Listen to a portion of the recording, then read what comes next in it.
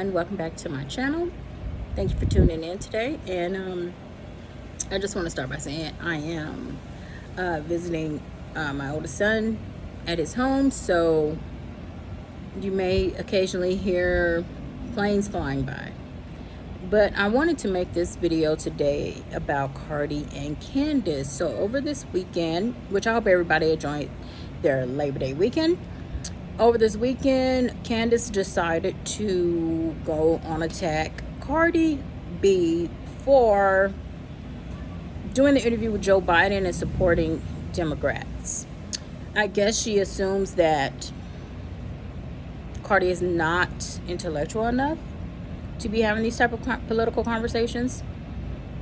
But is that really the main problem she's having? Or is it the following? Me, personally, I believe that she's upset. So let's talk about Miss Candace Half-Truth Owens, because that's what she likes to do. She likes to spill out half-truths. Me personally, I believe she is upset because of the following. Cardi B has a huge following behind her. And yes, I'll insert a clip or a picture, something to show what I'm talking about. The Instagram. I think Candace has like 2 million and Cardi B has 75 million. So really, why people are speaking to her, if they feel that she has their back and she's going to be supportive, is because of that she has people who actually like what she says and the way she says it. One thing about Cardi is you're going to get the truth. It's kind of hard to say that about Candace because we just don't understand it. Like, you use black people to help you when you filed your discrimination suit, but now black people are evil. So she goes on to state something about how she feels that she doesn't understand why she's not intellectual enough to have this type of political conversation. But that's meaning that people who are not intellectual enough shouldn't vote. Like, Cardi B was everyday person, just like a whole lot of people. I guess that's why so many people can relate to her. And to me, she's the perfect person to have this type of conversation with, because she can influence people.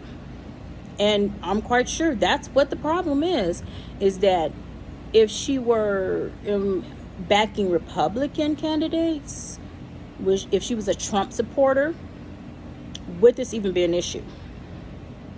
I don't think it would. But that's what Candace likes to do. Candace likes to go on these rampages about, okay, this person. One thing she said was true. Yes, there are 90%. So Candace went on saying something about, is she afraid of her? Is Cardi afraid of her husband since he's a black man? Because 90% of blacks die from black on black crime. And that is true. But 83% of white people die from white on white crime. And I will insert something in here showing, I got this information from the Miami Herald, why you basically is saying, you can pause it and read it for yourself, but basically it's saying people are going to kill people who are in their proximity, who you're close to in that area, who are you around. Is it a loved one? Are you dating? If you're killing a loved one, they will probably be the same race as you, or a relative would be the same race as you. So that's why it is. And when we're talking about but this is the thing why I say Owens always tells half-truths. That is true, but that does not justify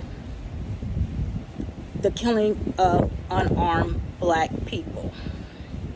Yes, black on black crimes, which we're going to say crime on crime, because we don't say white on white crime. No one ever says that, but they just want to label black on black crime. That's more feeding into the negative portrayal of black people. So once again, Miss Owens has struck again with her half-truths. So You only want to speak on one side, and you don't really tell the whole story or give the whole picture. That's your narrative. And no one from the Trump campaign asked you to speak for them. Is that another problem you're having? Is that you feel this person who's not intellectual gave Bernie Sanders and Joe Biden, was able to do an interview with them, but no one asked you? So is Cardi responded with what black man harmed you? Why do you have all this negativity towards your own race? And for those who don't know, Candace is married to a white man. Cardi B is married to a black man. So is it that we tend to date what we're more relatable to, what we feel comfortable with? But does that give you the right to always go on attacking people for no reason? Is it to bring attention? Because I think Cardi's going to get more attention. Right now we have a president, which he's not my president. I didn't vote for him. Trump has had his supporters, he's encouraged them to even go as far as set Cardi's house on fire. Like, this is ridiculous. People are going and doing way too much. Just because you don't have different political views does not give you the right to harm another person. That person hasn't harmed you. There's no reason for you to harm them. And that's why a lot of people don't like Trump, because he is clearly a racist. He's clearly a bigot. And who wants a president like that? Like, this is 2020. We don't have time for that.